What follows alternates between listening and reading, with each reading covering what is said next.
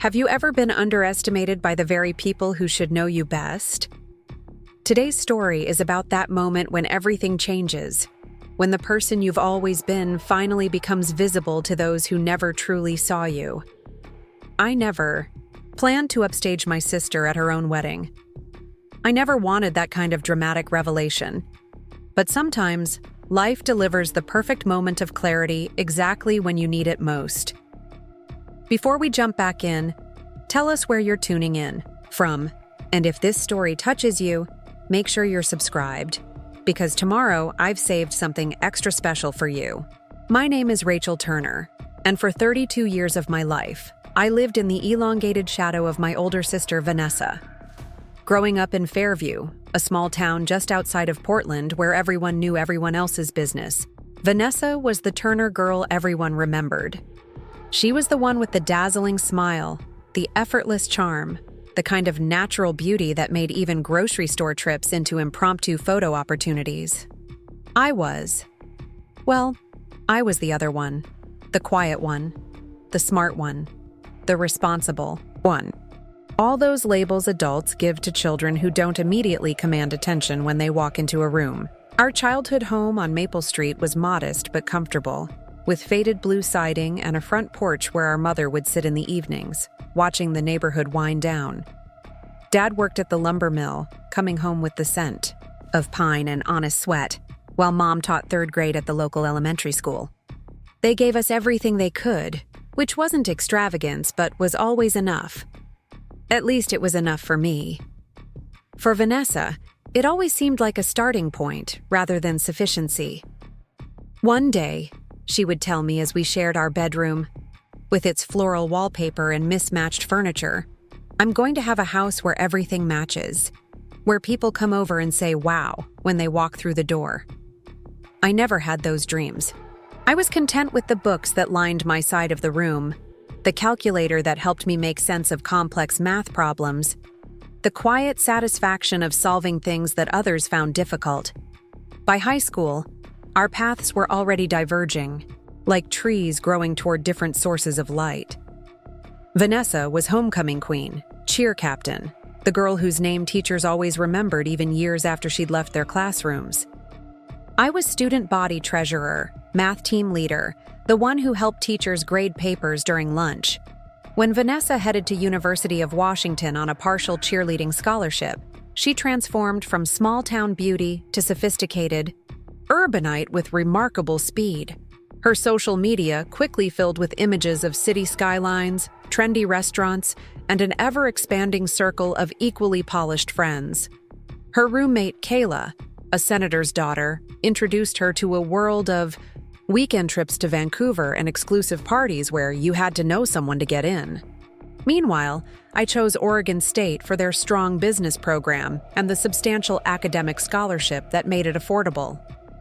Business? Vanessa had wrinkled her nose when I announced my major. That sounds so beige. That was Vanessa's word for anything practical, sensible, or unglamorous. Beige. In her color-saturated world, being beige was the ultimate dismissal. College graduation marked another divergence point. Vanessa moved to Seattle permanently, landing a job at a boutique marketing firm where her natural ability to charm people translated into an uncanny talent for client relations. I accepted a position at Pacific Northwest Financial in Portland, starting in their management training program with a clear 5-year plan that I had mapped out during my senior year. Our parents beamed with pride at both of us, but I noticed how they shared Vanessa's Instagram posts with their friends while simply mentioning in passing that I had received another promotion. Success without spectacle was harder to showcase at the neighborhood barbecue. For the next decade, I built my career methodically, moving from analyst to team lead to department manager. Each step was calculated, each promotion earned through late nights and early mornings, through presentations that I refined until every number told exactly the right story, through client relationships built on consistency and results rather than dazzling first impressions. Meanwhile, Vanessa bounced between marketing jobs, each one more impressive sounding than the last. Creative director, brand strategist, experience architect. Her LinkedIn profile read like an aspirational vision board, while her Instagram documented brunches at rooftop restaurants, weekend getaways to wine country, and an endless parade of fashionable events. When we spoke on our monthly calls, she shared stories about celebrities she'd glimpsed at agency parties, or the time her team's campaign was featured in an industry magazine. "What about you, Rach?" she would ask, her interest already audibly waning. "Still crunching those numbers?" I would share abbreviated versions of my own milestones, managing my first major client portfolio, leading a team through a challenging market downturn, developing a new risk assessment model that became company standard. Vanessa would respond with an encouraging, "That's great," before steering the conversation back to her world, which always seemed to contain more color, more excitement, more life than mine. Our relationship settled into a comfortable pattern of orbiting each other from a safe distance. I drove to Seattle for her birthday most years. She came home to Fairview for Christmas, arriving with armloads of beautifully wrapped packages and stories that kept our parents entertained for days. I maintained our connection through regular texts, thoughtful gifts ordered months in advance, and a carefully cultivated interest in her life. In return, Vanessa treated me with the distracted affection of someone who has categorized you early in life and never felt the need to update the file. When our father had a minor heart attack 3 years ago, I was the one who drove home immediately, arranged for his follow-up care, and helped our mother navigate the insurance paperwork. Vanessa sent an enormous flower arrangement to the hospital and FaceTimed daily with updates from a conference she absolutely couldn't miss. I didn't resent her for it. We were simply playing the roles we had established long ago. She was the star, and I was the stage manager making sure everything ran smoothly behind the scenes. Then, about 2 years ago, Vanessa met Connor. Unlike her previous boyfriends, a parade of good-looking, ambitious men who seemed interchangeable to me, Connor was different. He worked in financial services, was thoughtful in conversation, and looked at Vanessa with admiration rather than just appreciation. When she brought him to Fairview for Thanksgiving, I noticed how he helped our mother with the dishes without being asked and engaged our father in genuine conversation about his woodworking hobby. "He's different," I told Vanessa as we took an after-dinner walk around the neighborhood, our breath fogging in the November air. "He really is," she agreed, a different kind of smile playing on her lips. Softer, more certain. "He sees me, Rach, not just what everyone else sees." I was genuinely happy for her. Connor seemed to appreciate the person beneath the polish, and for the first time, I sensed that Vanessa was allowing someone to know her completely. When their engagement was announced 6 months later, I felt none of the complicated envy that had sometimes colored our relationship. This, at least, was something my sister had truly earned, not through her beauty or charm, but through the person she was beneath all that. The wedding planning began immediately and consumed Vanessa's life with characteristic intensity. She created detailed Pinterest boards, interviewed 12 photographers before selecting one, and approached venue selection with the strategic precision of a military campaign. I was named Maid of Honor, a role I accepted with genuine emotion, and some trepidation about the expectations that would come with it. Those expectations materialized quickly. Preparing and narrating this story took us a lot of time, so if you are enjoying it, subscribe to our channel. It means a lot to us. Now back to the story. Weekly planning calls became twice weekly, then daily as the date approached. I took vacation days to accompany Vanessa to vendor meetings in Seattle. I created spreadsheets tracking guest responses, dietary restrictions, and seating arrangements. I organized her bridal shower, coordinating with bridesmaids who clearly viewed me as an accessory to Vanessa rather than a person in my own right. Through it all, I maintained my own life at a distance. Work had become increasingly demanding as I had recently been promoted to Senior Vice President of Client Strategy, overseeing a portfolio of our largest accounts.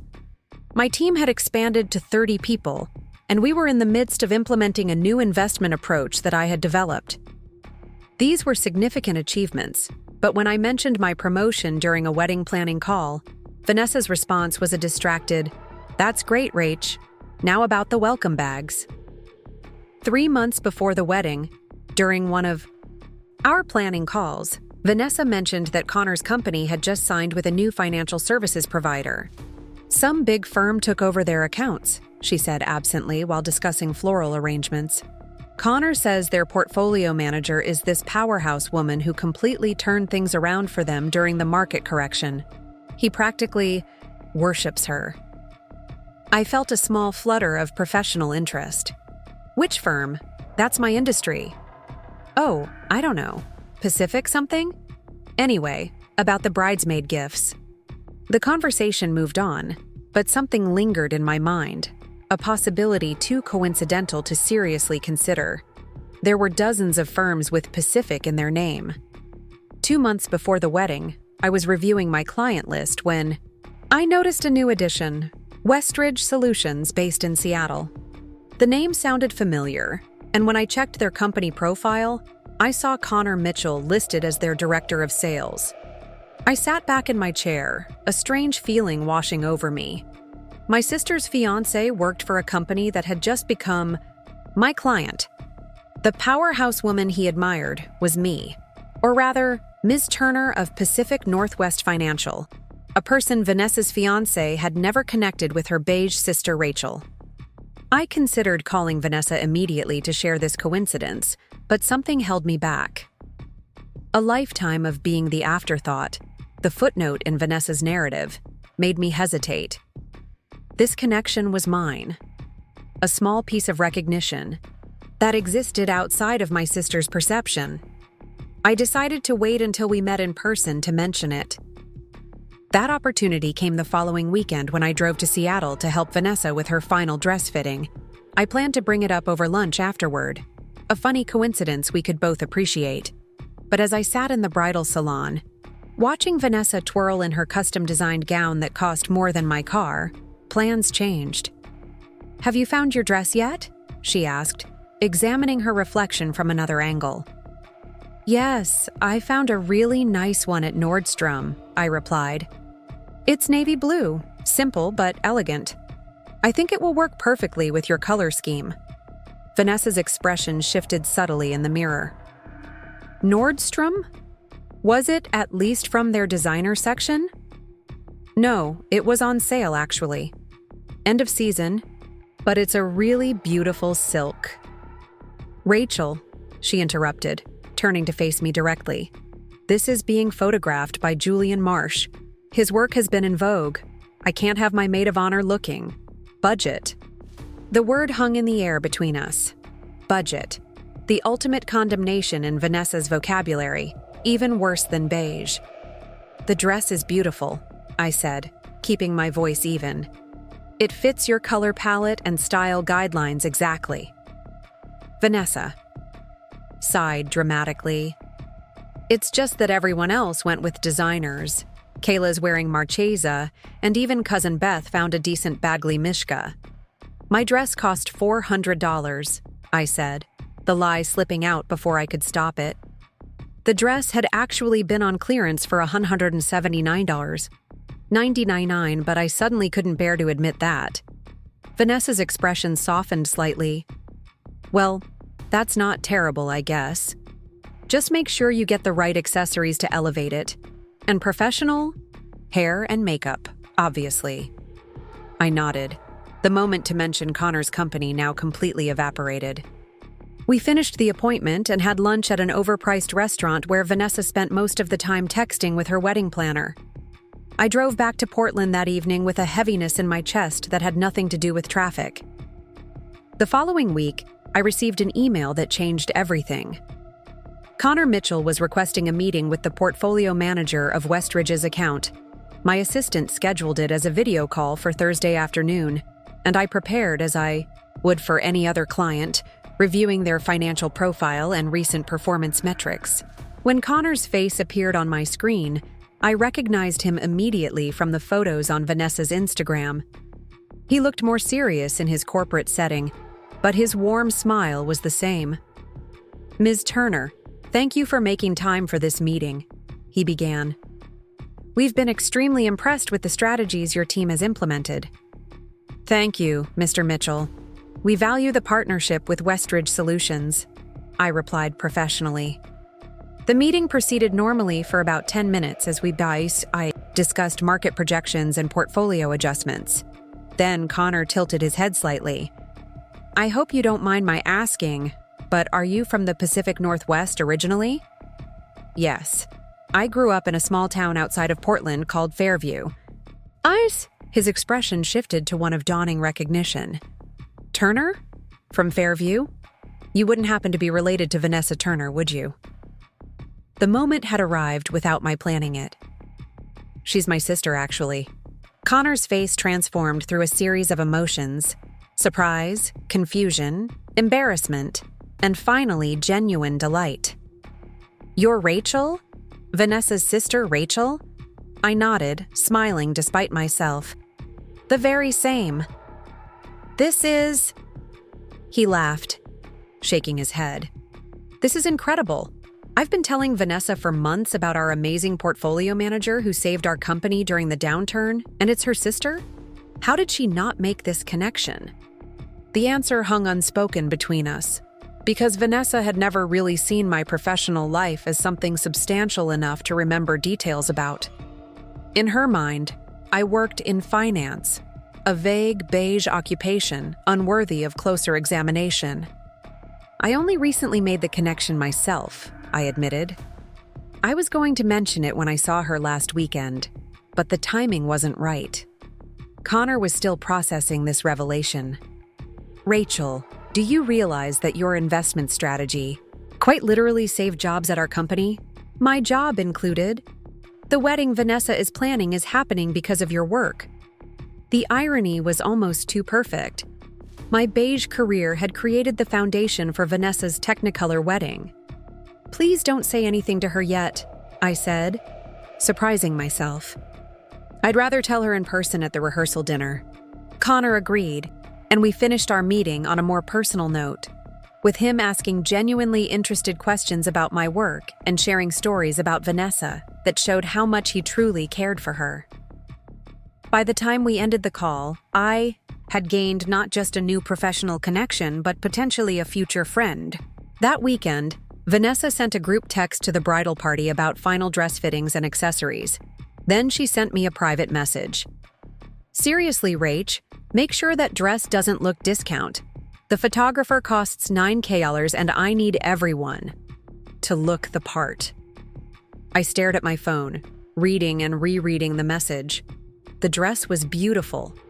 It was within the color scheme she had specified, and with one text, she had reduced both it and me to discount, not worthy of her perfect day.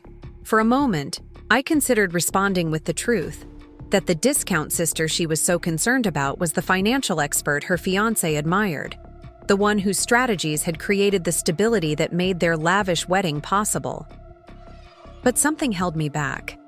This revelation didn't belong in a defensive text message. It deserved its moment. The week of the wedding arrived, and I took 3 days off work to help with final arrangements in Seattle. I checked into the boutique, hotel Vanessa had chosen for the wedding party, and hung my navy dress in the closet, no longer concerned with how it would be perceived. In my suitcase was another outfit, a sleek black cocktail dress for the rehearsal dinner that I had purchased. Full price at a designer boutique in Portland, a small rebellion against years of accepting Vanessa's perception of me. The rehearsal dinner was scheduled at Elliott's, an upscale restaurant overlooking Puget Sound. As I dressed that evening, I felt a strange sense of calm. Tonight, worlds would collide. The Rachel that Vanessa had always known, and the Ms. Turner that Connor respected professionally. Whatever happened, something would shift in the narrative we had been living for decades. I arrived early and watched the sunset paint the water in shades of gold and pink. Connor spotted me from across the room and made his way over, champagne flutes in hand. "The woman of the hour," he said with a warm smile, handing me a glass. Or should I say the financial wizard behind the curtain? I laughed, genuinely appreciating his understanding of the situation. Let's see how this plays out. I'm not trying to create wedding drama. I know, he said more seriously. But you deserve recognition for who you actually are, Rachel. Not just as Vanessa's sister. Vanessa arrived in a flurry of activity, looking stunning in a white cocktail dress that probably cost more than my monthly mortgage payment. She air-kissed my cheek and whispered, "Thank God you didn't wear the budget dress tonight. This one's much better." I simply smiled, sipping my champagne. The evening progressed with the usual rehearsal dinner activities, slideshows of the couple, toasts from parents, laughter and conversation flowing as freely as the wine. When it came time for Connor to make his speech, I felt a flutter of anticipation. "I want to thank everyone for being here tonight," he began, his voice confident and warm. "Especially family who have traveled to celebrate with us." He acknowledged Vanessa's parents, his own family, friends who had flown in from across the country. "And I want to especially thank Rachel," he continued, his eyes finding mine across the room. "Many of you know her as Vanessa's sister, but what you might not know is that she's also Ms. Turner, Senior Vice President at Pacific Northwest Financial, who has been managing my company's entire portfolio for the past several months." The room went quiet. Vanessa's champagne glass froze halfway to her lips. Without Rachel's financial expertise, Westridge Solutions wouldn't have weathered last year's market correction. We would have lost millions. I might very well have lost my job. His voice grew more earnest. "The truth is, the beautiful wedding we're celebrating this weekend exists in part because Rachel is brilliant at what she does." I felt eyes turning to me, the bridesmaids who had barely acknowledged my existence, Vanessa's friends who had always looked past me, and Vanessa herself, her expression a complex mixture of shock, confusion, and something I'd never seen. Directed at me before. Genuine surprise. Connor raised his glass. "To Rachel, not just an amazing sister to my bride, but one of the most respected financial minds in the Pacific Northwest. We're all lucky to have you in our lives." The toast that followed was enthusiastic, with several of Connor's colleagues who were present adding their own acknowledgments. Through it all, Vanessa stared at me as if seeing me for the first time. When the dinner finally broke into smaller conversations, she made her way to my side. "Why didn't you tell me?" she asked, her voice lacking its usual assurance. "You never asked," I said simply. "You decided who I was years ago." She looked out at the sound, the lights of boats twinkling in the distance. "Your dress isn't budget, is it? That's just how I've always seen you." "The dress cost exactly what I wanted to pay for it," I replied. "It's not about the price tag. It never was." We stood in silence for a moment, two sisters who had grown up in the same house but somehow been living in different realities. "I'm sorry," she finally said, the words unfamiliar on her lips. "I've been terrible." "Not terrible," I corrected gently. "Just not seeing me. There's a difference." The rest of the evening passed in a strange new dynamic, with Vanessa introducing me to her friends with mentions of my actual job title, with people who had ignored me for years suddenly interested in my thoughts on the market. It was surreal and somewhat amusing, but underneath it all was the genuine relief of finally being visible. Later that night, as I prepared to leave, Vanessa caught up with me at the coat check. "Rachel, wait." She held a small velvet box. "This was going to be your bridesmaid gift tomorrow, but I want you to have it now." Inside was a delicate silver bracelet with a small charm, a pair of wings. "They're falcon wings," she explained. "Dad always said you were like a falcon, quiet, watchful, but powerful when you took flight. I didn't understand what he meant until tonight. It was perhaps the first genuine moment we'd shared in years, not a performance of sisterhood, but a recognition of the person I actually was." I hugged her, feeling something shift and settle between us. "Wear your navy dress tomorrow," she said as we parted. It's perfect for you." The wedding day dawned clear and beautiful. I wore my navy dress with the falcon bracelet, no longer concerned with how I compared to anyone else. During the ceremony, as I stood beside my sister watching her marry a man who genuinely valued her for herself, I realized something important. Being seen is not about recognition or applause or momentary attention. It's about being known for who you truly are, your complexity, your contradictions, your quiet strengths alongside your visible ones. At the reception, I found myself seated next to Connor's brother Dylan, who worked in architectural restoration. "So you're the financial genius Connor won't stop talking about," he said with a genuine smile. "And Vanessa's sister, too. That must have been quite a revelation." "Life is full of them," I replied. "Sometimes the people closest to us are the ones we need to rediscover." "I'd like to discover more about you," he said, his interest evident. "Any chance I could hear about both the financial wizardry and the woman behind it over dinner next week?" The wedding album, when it arrived months later, contained something I never expected. A full page dedicated to the maid of honor, Rachel Turner, SVP of Client Strategy at Pacific Northwest Financial and beloved sister of the bride. The Kui photo showed me in my navy dress, laughing with genuine joy as I danced with both Vanessa and Connor. The dress still hangs in my closet. I've worn it to client dinners, to gallery openings with Dylan, who became a surprisingly important part of my life after the wedding, and to family gatherings where Vanessa and I are slowly building a new kind of relationship, one based on who we actually are, rather than who we've always assumed each other to be. Family sees us through distorted lenses because they knew us when we were becoming. But we don't have to remain frozen in their perception. Sometimes it takes a single moment, a toast, an introduction, a revelation, to shatter the comfortable illusions on both sides and allow us to see each other as we truly are. And sometimes, that clarity is worth so much more than anyone could ever put a price tag on. The morning of Vanessa's wedding arrived with perfect Seattle weather, soft sunshine filtering through scattered clouds, casting an ethereal glow across the bay. I stood by the hotel window, coffee in hand, watching ferry boats glide across the water like white ghosts. My navy dress hung on the closet door, no longer a source of anxiety, but simply a garment, elegant in its simplicity.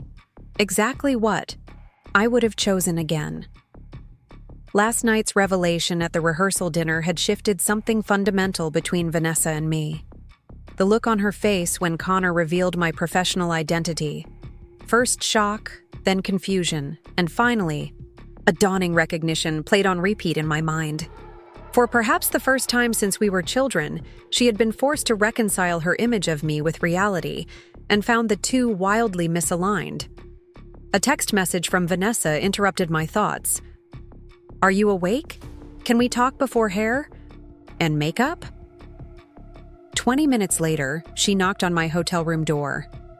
Without her usual armor of perfect makeup and styled hair, dressed in silk pajamas with bride emblazoned across the back, she looked younger, more vulnerable, more like the sister I remembered from our shared childhood bedroom.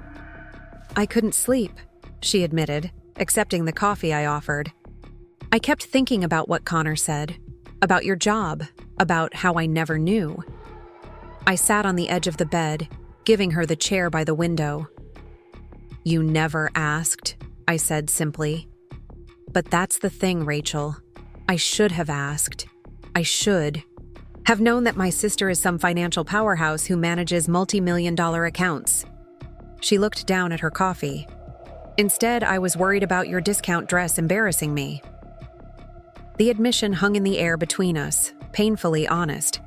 I could have responded with accumulated hurts, could have listed all the times she had dismissed my life and accomplishments. Instead, I asked a question I'd never dared to voice. Why has it always been so important to you? The appearances, the status, making sure everything looks perfect? Vanessa was quiet for a long moment, gazing out at the water. Do you remember when Mom and Dad took us to that Christmas party at the Hansons' house? I was maybe 12. You were 10. I nodded. The Hansons were the wealthiest family in Fairview, owners of several car dealerships throughout Oregon. Their daughter Lindsay showed us her bedroom. It was like something from a magazine. Matching furniture, a canopy, bed, shelves of perfect dolls still in their boxes. Vanessa's voice grew softer. When we got home, I overheard Mom telling Dad that she wished she could give us nice things like that. She was crying, Rachel, because she couldn't give her daughters what the Hanson girl had. I remembered that night differently, remembered being more interested in Mr. Hanson's library than Lindsay's pristine bedroom. But I stayed silent, letting Vanessa continue. I decided that night that I would never make my mother feel that way again, that I would find a way to have all those things myself, so she would never have to feel like she'd failed us. She looked up at me, her eyes bright with unshed tears. It became this mission, to prove that we weren't just the daughters of a mill worker and a teacher, that we could have those perfect, matching lives too. The revelation struck me with unexpected force. All these years, I had interpreted Vanessa's pursuit of status and perfection as simple vanity, as rejection of our modest upbringing. I had never considered that it might have begun as a child's misguided attempt to protect our mother from perceived inadequacy. Mom was never ashamed of what they gave us, I said gently. She was proud of our home, of the life they built. I know that now, but by the time I understood, the pattern was set. The striving became a habit, then an identity. She sighed. And somewhere along the way, I started measuring everyone else by those same twisted standards. Even you. Especially you. In that moment, I saw my sister clearly, not just the polished exterior she presented to the world, but the anxious perfectionist beneath, still trying to prove herself worthy of a standard that existed only in her mind. It didn't excuse the years of dismissal and judgment, but it contextualized them in a way I had never considered. Today is your wedding day, I said, reaching for her hand. The real one, not the Instagram version. You're marrying a man who loves you for exactly who you are. That's what matters. Vanessa squeezed my hand. And I have a sister who's apparently been quietly conquering the financial world while I've been posting pictures of avocado toast. A small, genuine laugh escaped her. Rachel, I'm proud of you. I should have said that a long time ago. The words I had never expected to hear from her landed like a balm on old wounds. Not healed completely, but acknowledged at last. We should get ready, I said, glancing at the clock. The hair and makeup team will be waiting. As Vanessa stood to leave, she paused by the closet where my navy dress hung. It really is beautiful, she said, running her fingers along the silk. Classic, timeless. She looked at me with new appreciation. Like my sister. The wedding preparation passed in a flurry of activity: hairstyling, makeup application, champagne sipped from crystal flutes as photographers captured candid moments of the bridal party laughing on plush hotel beds. Through it all, I noticed subtle shifts in how Vanessa's friends interacted with me. Kayla, Vanessa's maid of honor since childhood, suddenly wanted my opinion on investment options for her trust fund. Madison, who had barely acknowledged my existence at the bridal shower, was eager to discuss her husband's startup. It was amusing and slightly irritating, the sudden interest in my expertise now that they knew it had value in their world. But there was also something satisfying about watching these perfectly coiffed women realize that plain Rachel had knowledge they desperately wanted. The ceremony itself was exactly what Vanessa had always dreamed of. A waterfront affair with white chairs in perfect rows, an abundance of peonies and garden roses, a string quartet playing as she floated down the aisle in her custom gown that caught the light like spun sugar. Standing beside her as she exchanged vows with Connor, I felt genuine happiness for my sister. He saw her, not just her beauty or social polish, but the person beneath who still carried traces of the girl from Fairview, with dreams bigger than our small-town boundaries. During the reception, as I watched them share their first dance, Connor's brother Dylan appeared at my elbow. "So," he said, handing me a champagne flute, "now that the big revelation is out of the way, I feel like I can finally ask about the real Rachel Turner without stepping on any family landmines." Dylan was the architectural opposite of his brother. Where Connor was clean-cut corporate, Dylan had the relaxed confidence of a creative professional. His dark hair was slightly longer, his suit less conventional, his smile more sardonic than polished. "What makes you think there are landmines?" I asked, accepting the champagne. "Please. I grew up with Connor. I know siblings' dynamics when I see them." He clinked his glass against mine. "Besides, I saw your face when he made that toast last night. That wasn't just surprise at being acknowledged. That was the look of someone who'd been waiting a very long time to be seen." His perception was disconcerting. "You're very observant for someone I've barely spoken to." Occupational hazard. I restore historical buildings for a living. I notice the details other people miss, the architectural elements that tell the true story of a place. His gaze was direct, interested. The cracks in the foundation? The load-bearing walls disguised as decorative features. The metaphor wasn't subtle, but it was apt. "And what details have you noticed about me, Mr. Architectural Historian?" "That you're the most interesting person at this wedding and the only one not trying to prove anything to anyone else here." He smiled, the expression reaching his eyes. "Also, that navy dress is perfect. Whoever told you otherwise doesn't understand the difference between expense and value." I nearly choked on my champagne. "You overheard Vanessa's comments?" "I was behind you in the receiving line last weekend when she whispered something about your dress. Your expression said everything." He shrugged. "Like I said, I noticed details." I studied him more carefully. "What else do you notice, Dylan?" "That you're surprised by the attention you're receiving today, which means you're used to being overlooked despite your obvious intelligence. That you care deeply about your sister even though she's probably been a self-centered pain for most of your lives. That you're wondering right now if I'm just interested in you because of your financial position, given last night's revelation." His accuracy was unnerving. "And are you interested because of my job?" "I'm interested because you're the only person at this painfully curated event who seems completely authentic," he replied. "The financial success is impressive, sure, but I was intrigued well before Connor's toast." The conversation was interrupted as we were called for family photos, but Dylan's words lingered in my mind throughout the evening. When the dancing began in earnest, he found me again, extending his hand without pretense. "Financial wizards. Do dance, I hope?" I took his hand, surprising myself. "This one does." We moved onto the dance floor as the band played something slow and jazz-inflected. Dylan was a better dancer than I had expected, leading with confidence but without showmanship. "So tell me about this financial wizardry," he said as we moved across the floor. "Connor talks about you like you walk on water, professionally speaking." "I'm good at recognizing patterns," I explained. "In markets, in behaviors, in how money moves through systems. I can see connections that others miss."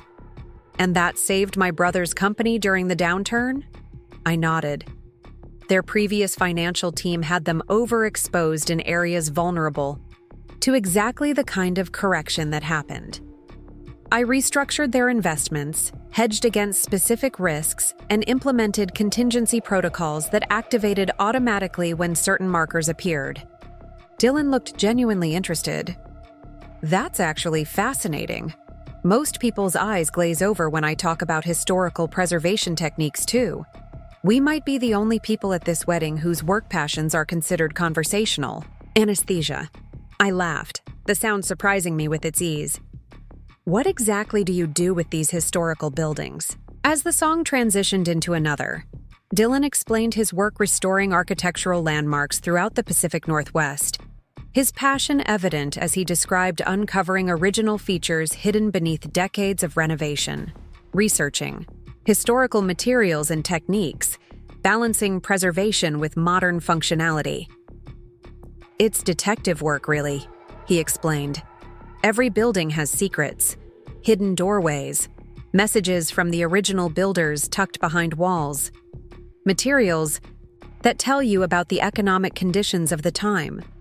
I'm uncovering and preserving stories that would otherwise be lost." The parallel to my own work struck me. Both of us finding meaning in details others overlooked, patterns beneath surfaces, value in what had been dismissed. "Your parents must be proud," I said. "Two successful sons in completely different fields." A shadow crossed his face briefly. "Dad wanted us both in the family business, insurance. Connor compromised by going into financial sales. I was the disappointment who chose crumbling buildings over client policies." The admission created an unexpected bond between us, both shaped by family expectations, both finding our paths regardless. As the night progressed, I found myself repeatedly in Dylan's company. We shared cake at a quiet table away from the dance floor, comparing notes on books we'd loved and places we wanted to travel.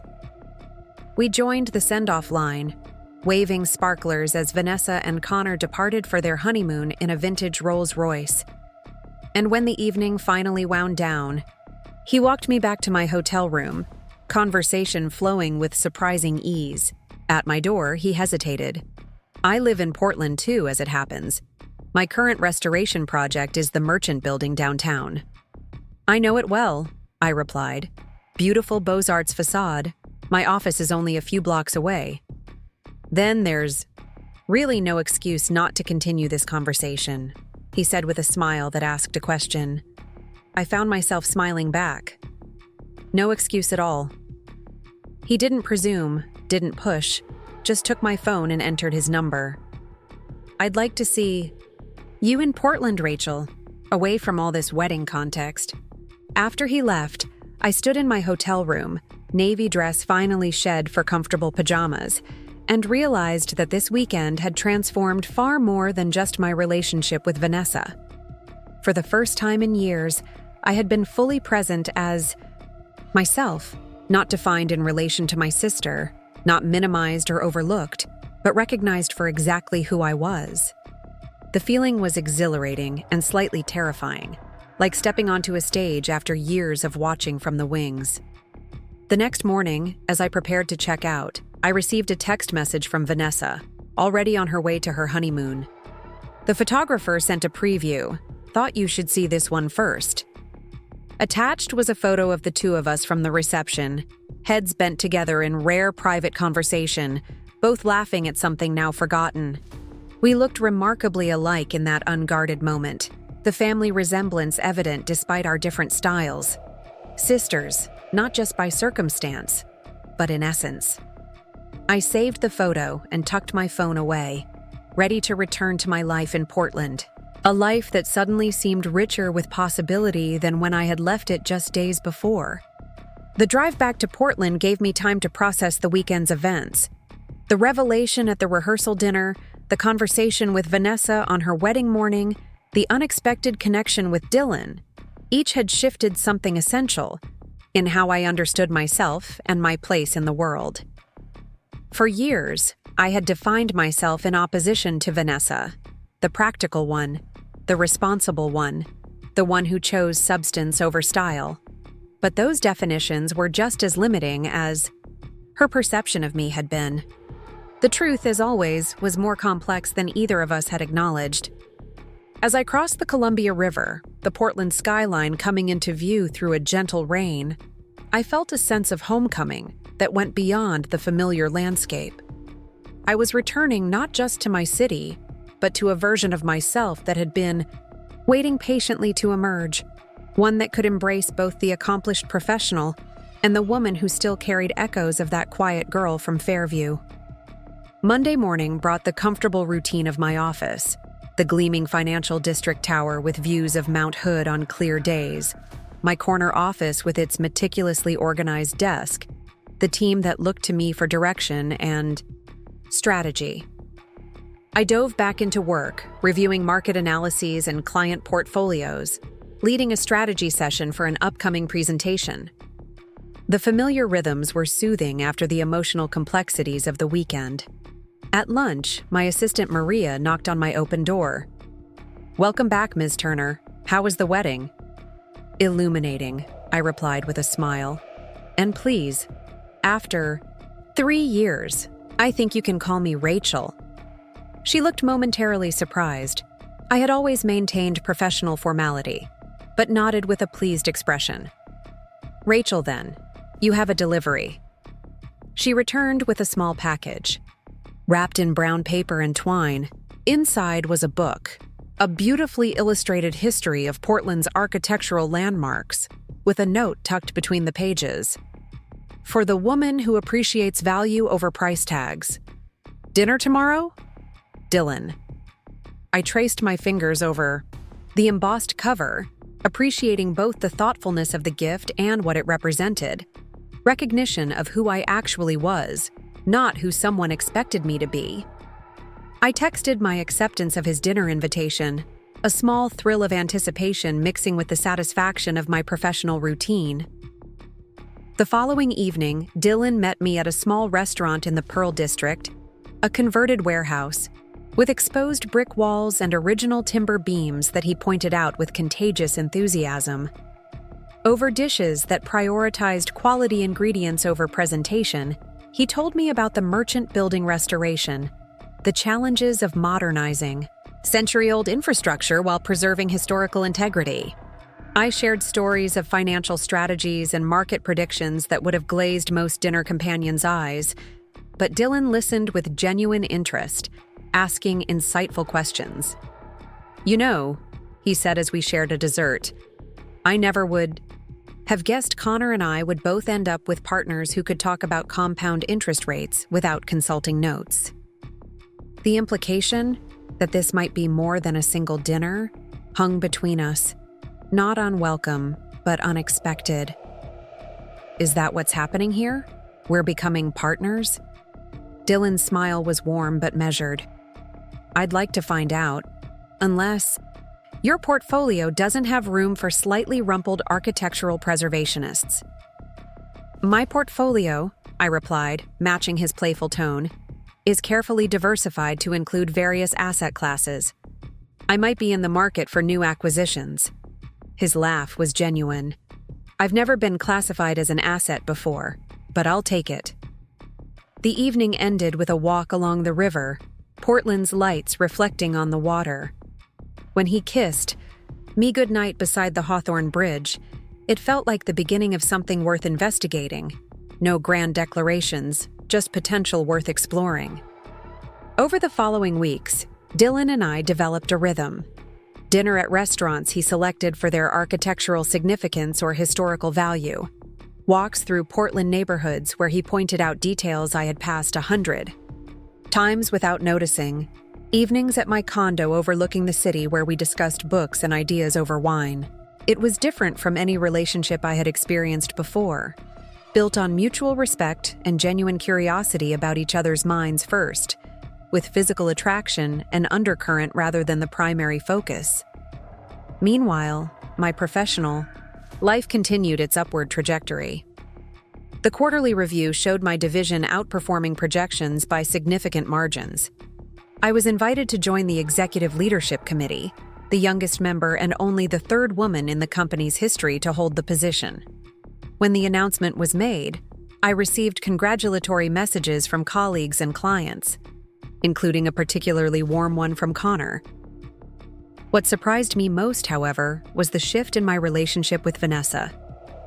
Upon returning from her honeymoon, she began calling weekly rather than monthly, our conversations evolving beyond wedding photos and social updates. She asked questions about my work, expressing genuine interest in understanding what I did. I, in turn, made efforts to engage with her world without judgment, recognizing that her career in marketing required its own kind of intelligence and skill. "Connor says you're seeing Dylan. she mentioned during one call, a hint of surprised approval in her voice. We've been spending time together, I acknowledged, still cautious about labeling what was developing between us. He's incredibly smart, she said. Not as conventionally polished as Connor, but there's something compelling about his passion. For those old buildings. Mom and Dad liked him at the wedding. The casual acceptance, Vanessa acknowledging that someone she might once have dismissed as too rumpled or unconventional could be worthy of interest, marked yet another shift in our evolving dynamic. 3 months after the wedding, our parents celebrated their 35th anniversary. Vanessa and I planned a weekend for them in Portland, combining activities that honored both their tastes, a symphony performance for our mother, a woodworking exhibition for our father. As we sat together at dinner on their final evening, I was struck by how different the family dynamic felt. More balanced, more authentic, each of us present as our actual selves rather than the roles we had historically played. I can't remember the last time we were all together like this, our mother said, looking around the table with evident happiness. My girls in the same city, getting along, both successful in your own ways. Both dating Mitchell brothers, our father added, with a chuckle. How did that happen? Cosmic justice, Vanessa replied with a wink in my direction. The universe making sure Rachel and I stay connected. The comment, playful, affectionate, acknowledging our bond rather than our differences, would have been unimaginable 6 months earlier. I caught Dylan watching me across the table, his expression thoughtful as he observed this new family dynamic. Later that night, as we walked back to my condo, he took my hand. It's nice seeing you with your family. There's a different quality to your smile when you're with them now. Things have changed, I acknowledged, especially with Vanessa. Because she knows about your job now? Because she respects your professional success? I considered his question. That was the catalyst, but it's more than that. We're both seeing each other more clearly. I had her in a box labeled shallow, just as firmly as she had me in one labeled boring. We were both wrong, or at least incomplete. Dylan nodded. Family narratives are powerful things. The stories we tell about each other become prisons, if we're not careful. He squeezed my hand. Speaking of stories, I have something to show you tomorrow, if you're free. The next day, Dylan picked me up early, driving us to the Merchant Building downtown where his restoration project was underway. The elegant Beaux-Arts facade was partially covered in scaffolding, but even in its transitional state, the building's grandeur was evident. I want to show you something most people will never see, he said, leading me through the construction entrance, past workers in hard hats who greeted him by name. We climbed to the 5th floor, currently gutted to its structural elements. Dylan guided me to the northeast corner, pointing to a section of exposed wall where the original brick was visible beneath layers of later materials. Look closely, he said, indicating a specific area. Etched into the brick was a set of initials and a date, JT 1908. The architect was James Thompson, Dylan explained. He signed his work here, in a place no one was ever meant to see. Only someone taking the building apart a century later would find it. It's like a message through time. I was here, I built this. It matters. He ran his fingers over the carved initials with reverence. This is what I love about this work. Finding these hidden affirmations that what we create outlasts us, that craftsmanship matters even when no one's looking. The parallel to my own life, the value of work done with integrity regardless of recognition, was striking. It's beautiful, I said softly. Dylan turned to face me. I've been thinking about messages through time, about what we build that lasts, about foundations and structures. His expression was suddenly serious. Rachel, I know we haven't been seeing each other long, but I've never been more certain about anyone in my life. My heart accelerated as I realized where this conversation was heading. Dylan? I'm not proposing, he clarified quickly, a smile breaking through. Not yet. Even I know that would be rushing things. But I am telling you that I love you, that I see a future with you, that what we're building together matters to me more than any project I've ever worked on. The declaration, sincere and unpolished, touched something profound within me. This man, who restored hidden beauty in forgotten places, had somehow done the same for me, uncovering parts of myself that had been buried beneath years of comparative obscurity. I love you too, I replied, the words emerging with surprising ease. And I'm not usually one for rushed investments, but in this case, I think the risk assessment looks favorable. His laugh echoed in the empty space as he pulled me close. Only you could make a declaration of love sound like a quarterly report, and somehow make it perfect. 6 months after Vanessa's wedding, I found myself preparing for another significant event, the annual Financial Industry Gala, where I would be receiving an award for innovative investment strategies. As I dressed in my apartment, putting on an emerald green gown I had chosen without second-guessing myself, Dylan watched from the doorway. You know what I'm looking forward to most tonight? He asked, adjusting his bow tie. The open bar? I suggested teasingly.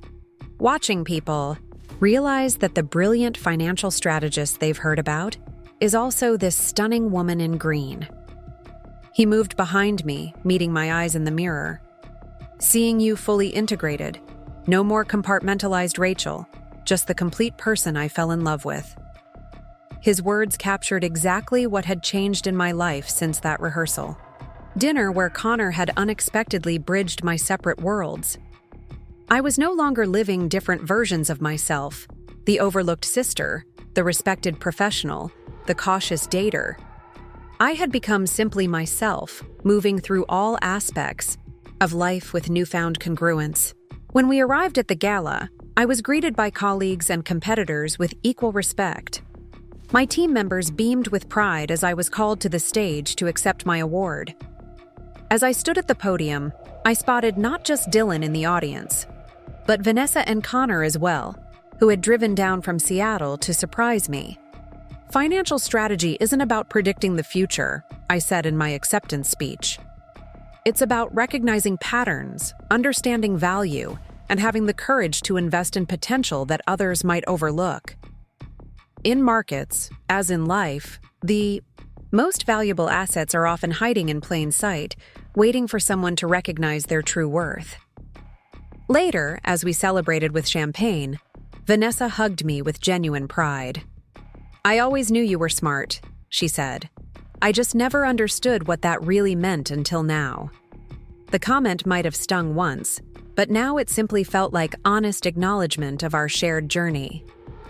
You know, she added, lowering her voice conspiratorially. Dylan asked Dad for his blessing last weekend. Something about a special location he's planning to take you to next month. I glanced across the room to where Dylan was deep in conversation with Connor, the two brothers laughing about something private. The knowledge that he was planning a future with me filled me with quiet certainty rather than anxiety or doubt. The navy dress from Vanessa's wedding still hung in my closet, not as a reminder of past slights, but as a marker of transformation. I had worn it several times since, including to a dinner where I'd officially met Dylan's parents. It had become something of a talisman, a physical representation of the moment when being truly seen had become more important than being approved of. As the evening wound down, Dylan and I stood on the balcony overlooking the city, my award glinting in the ambient light. "What are you thinking about?" he asked, noticing my contemplative expression. How sometimes the most significant changes in our lives come from moments we never anticipated, I replied. How being underestimated can become the very thing that sets you free. He nodded, understanding as he always did. The hidden signature in the brick wall. Exactly. I leaned into his embrace, watching Portland's lights shimmer through a gentle rain. The truth that was always there, waiting to be discovered. Family sees us through distorted lenses because they've known us longer than we've known ourselves. But we don't have to remain frozen in their perception. Sometimes it takes a single unexpected moment, a toast, an introduction, a revelation, to shatter the comfortable illusions we've all been maintaining and allow us to finally see each other as we truly are. In my case, it took a sister who mocked my dress and a future brother-in-law who unexpectedly revealed my professional identity. It took a moment of public recognition to catalyze private transformation. It took being seen by others to finally see myself clearly. The navy dress wasn't cheap, and neither was I. We were both exactly what we were meant to be. Valuable not because of price tags or appearances, but because of substance, quality, and authenticity that required no external validation to be true. 1 year after Vanessa's wedding, I found myself standing in the private room of Karina's, an upscale restaurant overlooking the Willamette River, surrounded by colleagues celebrating my promotion to executive vice president. The floor-to-ceiling, windows framed Portland's twinkling skyline as dusk settled over the city, and the quiet hum of conversation mixed with the gentle clink of champagne glasses. It was a moment of professional triumph that would have once felt incomplete without external validation. Now it simply felt right. "To Rachel," said Howard, the firm's CEO, raising his glass, "whose financial intuition has brought unprecedented growth to our client portfolios and whose leadership has transformed our approach to market volatility. The youngest EVP in our company's history, and undoubtedly the sharpest." As applause rippled through the room, I caught Dylan's eye from across the table. His smile, proud but unsurprised, as if my success were the most natural thing in the world, warmed me more than the praise from my colleagues. In the year since we'd begun dating, he had become not just my partner, but my most steadfast supporter, the person who saw my capabilities as facts rather than revelations. After dinner, as guests began to disperse, Dylan suggested a walk along the riverfront.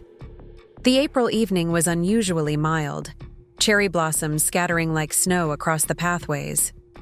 We strolled in comfortable silence until reaching the Hawthorne Bridge, where Dylan paused, turning to face me. "I had a whole speech prepared," he said, a note of nervous determination in his voice that I rarely heard from him. "About architecture and foundations and building things that last. But standing here now, I realize there's only one thing that matters." Before I could respond, he was kneeling, producing a small wooden box from his pocket. Inside nestled a ring unlike any I would have expected, not a traditional diamond solitaire, but an Art Deco design featuring an emerald surrounded by small diamonds, the green stone catching the lamplight with unusual brilliance. "This belonged to my grandmother," Dylan explained, his voice steady despite his evident nervousness. "She was an architect when women weren't supposed to be. Brilliant, determined, completely herself regardless of expectations. When I told her about you, she insisted you should have it." The sentiment behind the gesture, not just love, but recognition of who I truly was, left me momentarily speechless. "Rachel Turner," Dylan continued, "I've spent my career restoring beautiful things that people have forgotten to value properly. But I've never encountered anyone like you, someone whose depth and brilliance were hiding in plain sight, waiting for the right person to see clearly. I love you. I admire you. I want to build a life with you. Will you marry me?" The question hung between us, suspended in the cool evening air. A year ago, I might have analyzed this moment to death. Might have weighed pros and cons, might have wondered if this was happening too quickly. But the woman I had become since Vanessa's wedding, the integrated version of myself who had stepped fully into both personal and professional confidence, needed no such deliberation. "Yes," I said simply, the certainty in my voice surprising even me. "Absolutely yes." As Dylan slipped the ring onto my finger, its weight felt simultaneously significant and natural, like a decision that had been inevitable from the moment we'd met. When he stood and pulled me into an embrace, I felt the final pieces of my compartmentalized life clicking into place. The overlooked sister, the respected professional, and the cherished partner were no longer separate identities, but aspects of a single, complete person. Later that night, after we'd celebrated privately back at my apartment, I called Vanessa with the news. Her response was immediate and enthusiastic. "I knew it!" she exclaimed. "Connor said Dylan asked for the family ring months ago. I've been dying to say something, but I promised to keep it quiet." The fact that she had maintained this secret, Vanessa, who had once shared every detail of my life without hesitation, was yet another marker of how our relationship had evolved. "Are you happy, Rach?" she asked, her voice softening. "Truly happy?" "I am," I replied, the simple truth requiring no embellishment. "He sees me, all of me." "As he should," Vanessa said with unexpected fierceness. "You deserve nothing less." The wedding planning began with a clear vision shared by both Dylan and me, something intimate and meaningful, focused on substance rather than spectacle. We chose the Merchant Building as our venue, the restoration now complete enough to host small events in its magnificent atrium. The symbolism wasn't lost on anyone, celebrating our union in the very building Dylan had been restoring when our relationship began, a place where history and future possibilities converged. Unlike Vanessa's elaborate year-long planning process, we set a date just 4 months away, preferring efficiency to prolonged anticipation. My sister, to her credit, never once suggested that this timeline indicated a lack of proper celebration.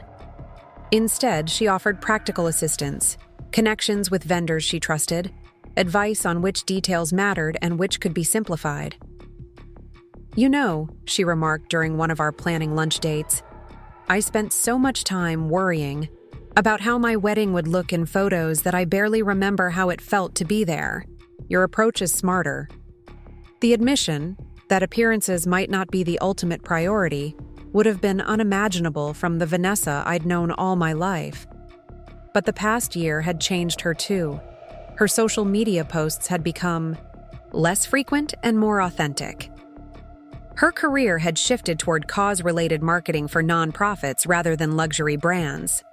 Even her home, when Connor and she purchased their first house, prioritized character and comfort over showcase potential. 2 months before the wedding, Vanessa and I met at a small boutique in the Pearl District to shop for my dress. I had resisted her initial offers to help, worried that old patterns might resurface, but she had persisted with uncharacteristic humility. "Please, Rachel," she'd said. "I know I was terrible about your dress for my wedding. Let me try to make it up to you." As we browsed through the racks, Vanessa was respectful of my preferences. No ball gowns, nothing overly ornate, nothing that felt like a costume. When I emerged from the dressing room in a sleek column of ivory silk with subtle Art Deco beading that echoed my engagement ring, the expression on her face was all I needed to see. "That's it," she said softly. "It's perfectly you." There was no discussion of price, no commentary on trends or what would photograph well. Just recognition of something that expressed my essence. When I checked the tag afterward, a designer piece on sale, but still the most expensive garment I had ever considered purchasing, the amount seemed irrelevant. Like the navy dress from her wedding, now hanging in my closet as a reminder of transformation, this wasn't about cost, but about value. As our wedding day approached, I found myself reflecting on the journey of the past 18 months, from being the overlooked sister to becoming fully myself in every aspect of my life. The catalyst had been that moment at Vanessa's rehearsal, dinner when Connor inadvertently revealed my professional identity, but the true transformation had come afterward, in the gradual process of integration. Of refusing to be diminished or compartmentalized, of expecting to be seen wholly and accurately. The morning of our wedding dawned clear and bright, autumn sunshine filtering through changing leaves to cast golden light across the city. I woke. Early in the hotel suite I'd booked for the occasion, a sense of calm certainty filling me as I looked out over Portland. Unlike the anxious brides I had observed throughout my life, Vanessa included, I felt no jitters, no second thoughts, no concern about minute details. There was only the quiet conviction that I was exactly where I was meant to be, marrying a man who saw me completely. Vanessa arrived mid-morning with coffee and pastries, her approach to maid of honor duties refreshingly relaxed. As we prepared, together, hair, makeup, the careful donning of my dress, our conversation flowed with an ease that still felt somewhat novel after decades of more complicated interactions. I've been thinking about patterns, Vanessa said as she helped fasten the delicate buttons along the back of my gown, about how easy it is to get trapped in them, even when they no longer serve us. I met her eyes in the mirror. Like how you saw me and how I saw you. She nodded. For so long, I needed you to be the practical, sensible sister because it justified my being the opposite. I needed that contrast to define myself against, and I never stopped to consider what it cost you. The admission, honest, self-aware, was more meaningful than any apology could have been. I did the same thing, I acknowledged. I defined myself as not Vanessa for most of my life. The responsible one, the serious one, the one who prioritized substance over style. But those definitions were just as limiting. And now? She asked, securing the final button. I turned to face her directly. Now I get to just be Rachel, not in opposition to anyone else, just fully myself. Vanessa's smile was genuine, her eyes bright with unshed tears. And you're magnificent. The ceremony itself was exactly as Dylan and I had envisioned. Intimate, meaningful, focused on substance rather than spectacle. 70 guests gathered in the Merchant Building's soaring atrium, late afternoon light streaming through the restored stained glass dome overhead. Our vows, written together over wine-fueled evenings at my kitchen table, spoke of partnership, respect, and the courage to be fully seen. As I stood beside Dylan, his steady presence an anchor in a moment that might otherwise have felt surreal, I caught glimpses of the people who had witnessed my transformation. My parents, beaming with uncomplicated pride. Connor, whose innocent revelation had set so much in motion. Colleagues who now saw me as both a professional force and a complete person. And Vanessa, watching with a smile that held genuine happiness without a trace of comparison. During the reception, as Dylan and I moved between tables greeting our guests, Connor pulled me aside for a moment of private conversation. I've never properly thanked you, he said, his expression earnest. For what? Managing your company's portfolio? That's literally my job, I replied with a smile. No, for what happened after. He glanced toward Vanessa, who was chatting animatedly with my assistant Maria. That night at our rehearsal dinner, when I introduced you as Ms. Turner from Pacific, Northwest Financial, it changed things for Vanessa too. She's different now, more authentic, less concerned with appearances. I followed his gaze, considering his words. I think we all got trapped in roles we assigned each other a long time ago. Sometimes it takes something dramatic to break those patterns. Connor nodded thoughtfully. Well, intentional or not, you gave both Mitchell brothers exactly what they needed. You gave me financial security when my company was struggling, and you gave Dylan someone who appreciates the substance beneath the surface, just like he does with his buildings. The observation was unexpectedly profound coming from Connor, whom I had always perceived as more conventional than his brother. Perhaps I had been guilty of the same superficial judgments I had resented from others. Family dynamics are complicated, I said simply. Speaking of family, Connor replied with a knowing smile, Vanessa and I have some news we're announcing next week, but you should hear it first. My breath caught as I registered his meaning. She's pregnant? Connor nodded, his expression a mixture of excitement and nervousness. Due in May, we just had the 12-week appointment yesterday. Everything looks perfect.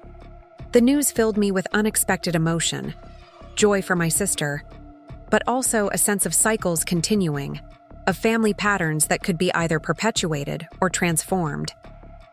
I found myself hoping that this new generation might grow up with fewer boxes, fewer limiting definitions. "She'll be a wonderful mother," I said with genuine conviction. "Different from how people might expect, but wonderful." Later, as Dylan and I shared our first dance as a married couple, I caught sight of Vanessa watching from the edge of the dance floor, her hand resting unconsciously on her still flat stomach. Our eyes met, and something passed between us. Understanding, forgiveness, a mutual acknowledgement of how far we had come and how much further we might still go. As the evening progressed into night, guests began to depart with warm embraces and well wishes.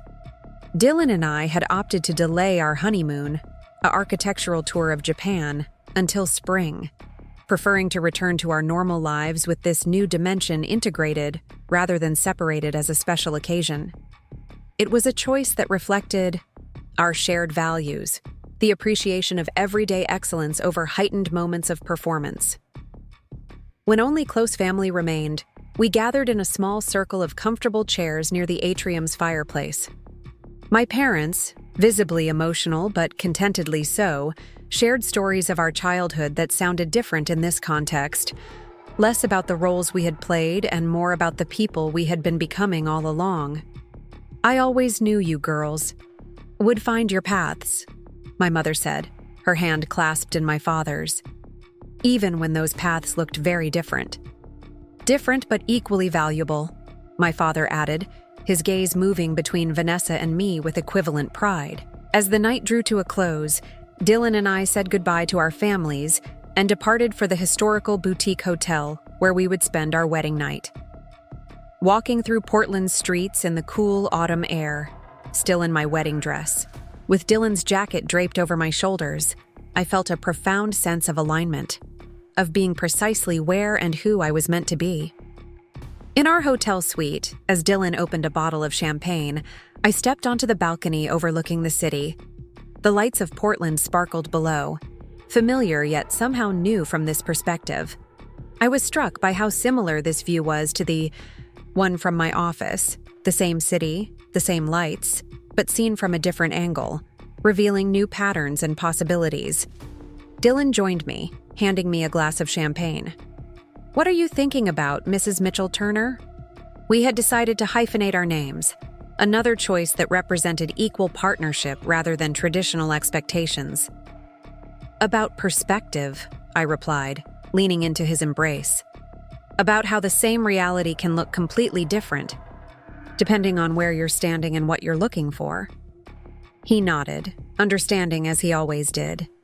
Like how a building's facade can hide its true structure, or how the same person can be simultaneously a practical sister and a financial powerhouse. "Exactly." I turned to face him fully. "Thank you for seeing all of me from the beginning." "It wasn't hard," he said simply. "You were always fully there. Some people just weren't looking properly." The truth of his statement resonated deeply. I had always been whole. The compartmentalization had existed primarily in how others perceived me, and eventually in how I had learned to present myself to meet those expectations. The liberation of the past 18 months hadn't been about becoming someone new, but about allowing my complete self to be visible in all contexts. 6 months after our wedding, as spring transformed Portland from gray to green, Dylan and I settled into a rhythm that balanced individuality with partnership. We had purchased and were renovating a 1920s craftsman in the Irvington neighborhood, a project that combined his architectural vision with my practical planning. Each decision we made about the house reflected our mutual respect for both aesthetic value and financial wisdom. My career continued its upward trajectory, my division's success drawing attention throughout the industry. I had been featured in Financial Quarterly as one of the top financial strategists on the West Coast, the accompanying photo showing me in my office with the Merchant Building visible through the window behind me. A subtle nod to the integration, of my personal and professional lives that Dylan had immediately noticed and appreciated. Meanwhile, Vanessa's pregnancy progressed with less public documentation than might have been expected from her former self. Rather than the carefully curated social media pregnancy journey I might have anticipated, she shared updates selectively and authentically.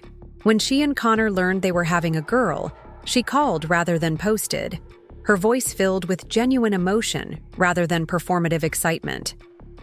"We want to name her Evelyn Rachel," she told me during that call. "After Grandma Evelyn.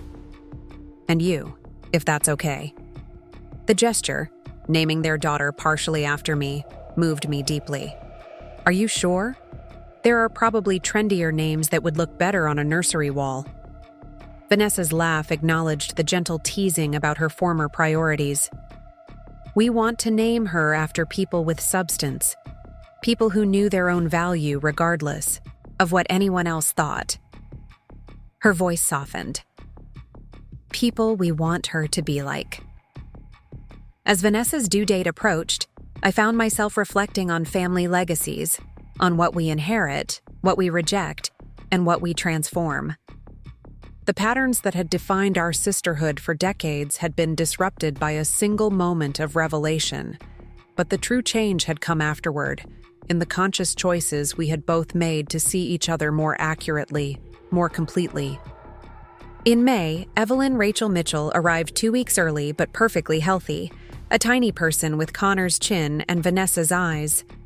When I visited them in the hospital, I found my sister transformed yet again, exhausted but radiant, holding her daughter with a mixture of awe and fierce protectiveness that transcended any concern for how she appeared to others. "She's beautiful," I said, accepting the carefully wrapped bundle Vanessa transferred to my arms. "She's everything," Vanessa replied simply. As I held my niece, studying the miniature features that somehow combined both familiar elements and entirely new possibilities, I found myself making a silent promise, not just to this child, but to the legacy our family might still create. A promise that she would be seen fully, valued completely, never reduced to a single dimension or trapped in a role assigned by others' expectations. When I looked up, I found Vanessa watching me with unusual intensity. "What?" I asked, suddenly self-conscious. "I was just thinking," she said, her voice thick with emotion and exhaustion. "How differently I see you now. How much I missed before." The admission, vulnerable, honest, needed no response. I simply nodded, understanding exactly what she meant. We had both been blind in our own ways, seeing only the versions of each other that fit our established narratives. 2 months later, on a warm July evening, our extended family gathered in the backyard of Dylan's and my newly renovated home. The space had been transformed from an overgrown lot to a thoughtfully designed garden, with a pergola Dylan had built himself and flowering vines that were just beginning to climb its wooden beams. Connor manned the grill while my father offered unsolicited advice about proper charcoal arrangement. My mother and Vanessa sat in Adirondack chairs, baby Evelyn sleeping peacefully in a bassinet between them. As Dylan and I brought out platters of food to the large farmhouse table centered on the flagstone patio, I was struck by the simple rightness of the scene. Family gathered not for performance or obligation, but for genuine connection. The roles we had once assigned each other had softened, allowing each of us to be more fully human, more completely ourselves. After dinner, as twilight settled over the garden and Dylan lit the string lights overhead, Vanessa moved to sit beside me on the porch swing. "Remember that navy dress you wore to my wedding?" she asked, her voice quiet enough that only I could hear. I nodded, surprised by the reference to what had once been a point of tension between us. "I found the exact same one online," she continued. "I bought it for after I lose the baby weight." The admission that my sister had sought out the very dress she had once dismissed as cheap or inappropriate rendered me momentarily speechless. "It's beautiful," she said simply. "Classic. Exactly what I want to be now. In that moment, I understood that the transformation catalyzed at her wedding had not been mine alone. Vanessa, too, had been released from a restricting pattern, freed from the exhausting performance of perfection, from the constant pursuit of external validation, from the limitation of being only what others expected her to be. As darkness fell completely and stars appeared overhead, Dylan started a small fire in the stone pit at the edge of the patio. Our family gathered around it, conversation flowing easily as marshmallows were toasted and childhood stories were shared with new appreciation for their nuance. I leaned against Dylan's shoulder, his arm solid around my waist, and felt the completeness of the present moment.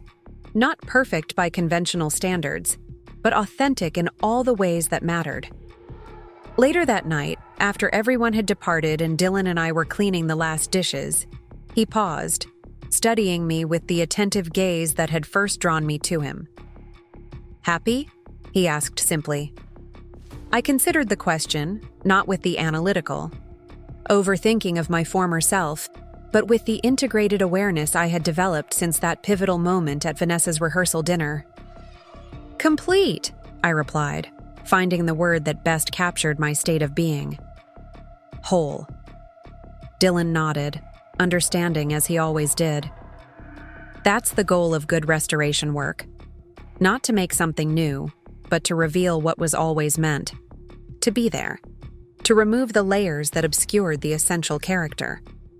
The metaphor, so characteristic of his perspective, perfectly captured what had happened not just to me, but to all of us in the wake of that unexpected revelation. We had not become different people. We had simply been restored to our more authentic selves, freed from the limitations of roles assigned long ago and maintained through habit rather than truth. Family sees us through distorted lenses because they have known us since before we fully knew ourselves. But we don't have to remain trapped in those perceptions. Sometimes it takes a single unexpected moment, a toast, an introduction, a revelation, to shatter the comfortable illusions we've all maintained and allow us to finally see each other and ourselves as we truly are. The navy dress still hung in my closet, no longer a reminder of judgment or comparison, but a symbol of the catalyst that had set so much transformation in motion. It had never been about the price tag or the label or how it would photograph. It had always been about the woman wearing it, her value, her substance, her authentic self finally emerging from the shadows of others' limited perceptions. And that, I had discovered, was something no one could accurately discount. 5 years after that pivotal moment at Vanessa's wedding, I stood in my office on the 32nd floor of Pacific Northwest Financial's headquarters, gazing out at Portland's skyline as afternoon sunlight glinted off the Willamette River. The view had become so familiar over the years, yet I never tired of it. The way the city nestled between mountains and water, how the bridges connected disparate parts into a cohesive whole. It seemed an apt metaphor for the journey my life had taken. A knock at my open door pulled me from my thoughts. Maria, who had been promoted from my assistant to operations manager of my division, stood with a tablet in hand. "The quarterly. Reports are ready for review," she said, and Dylan called to confirm dinner at 7. "He said to tell you Evelyn is excited about her special auntie sleepover this weekend." I smiled at the mention of my niece, now 4 years old, and a force of nature who combined Vanessa's vivacity with an analytical streak that Connor jokingly blamed on my influence. "Tell him I'll be home by 6. "And Maria?" "The presentation too. The board tomorrow. You should lead it. You know the numbers better than anyone." Maria's expression shifted from surprise to quiet confidence. "Are you sure? That's traditionally the managing director's role." "Traditionally," I agreed, "but I've never been particularly interested in doing things just because they've always been done that way." After Maria left, I turned back to the window, reflecting on how much had changed in the 5 years since Connor had introduced me as Ms. Turner at that rehearsal dinner. My career had continued its upward trajectory, from executive vice president to my current position as managing director of investment strategy, overseeing a division that had tripled in size and managing portfolios for some of the largest corporations in the Pacific Northwest. The industry that had once seen me as an anomaly, too young, too female for such responsibility, now regularly featured me in financial publications as an innovative leader. But the professional success, gratifying as it was, paled in comparison to the personal transformation that had unfolded. My marriage to Dylan had evolved into a partnership more fulfilling than I could have imagined. Two people who respected each other's expertise, supported each other's passions, and built a life that balanced ambition with authenticity. Our renovated craftsman home in Irvington had become not just a showcase for Dylan's restoration talents, but a gathering place for friends and family, a center of genuine connection rather than performative socializing. Perhaps most surprising was the evolution of my relationship with Vanessa. The artificial barriers that had separated us for decades, the rigid roles of practical Rachel and perfect Vanessa, had gradually dissolved, allowing a friendship to emerge that neither of us had known was possible. We still had our differences, still occasionally slipped into old patterns, but there was an underlying current of mutual respect that changed everything. Vanessa herself had undergone a remarkable transformation. After Evelyn's birth, she had surprised everyone by stepping away from her marketing career to launch a small consulting firm specializing in authentic brand development for women-owned businesses. I spent 15 years helping companies appear to be something they weren't, she had explained when announcing the change. I'd rather help women entrepreneurs showcase what they actually are. Her social media presence, once a carefully curated highlight reel, had evolved into a platform for honest conversations about motherhood, professional reinvention, and the liberation that comes from abandoning others' expectations. She still possessed the innate style and social ease that had always been her strengths, but these qualities now supported substance rather than substituting for it. At home that evening, I found Dylan in our kitchen, cooking while simultaneously reviewing blueprints for his latest restoration project, a former library being transformed into a community arts center. After 15 years in the field, he had become one of the most sought-after historical preservation specialists in the region, known for his ability to honor original architectural integrity while adapting spaces for modern use. Maria said, "Evelyn's excited about staying with us," I remarked, pouring myself a glass of wine. Dylan looked up with a smile that still made my heart skip. "Apparently, she's bringing her financial documents for you to review." Connor said she spent all afternoon drawing charts with crayons. I laughed, imagining my serious-minded niece hunched over her little desk, tongue between her teeth in concentration as she created her childish approximation of my work. "She's going to be running the Federal Reserve by 30. With your genes in the family pool? Probably earlier." Dylan set aside his blueprints, coming around the counter to kiss me properly. "How was your day, Managing Director Turner Mitchell?" "Productive. Yours?" The library project finally got full funding. The Historical Society came through with the matching grant. We moved around the kitchen with the easy synchronicity of people who had built a life together, preparing dinner as we shared the details of our days.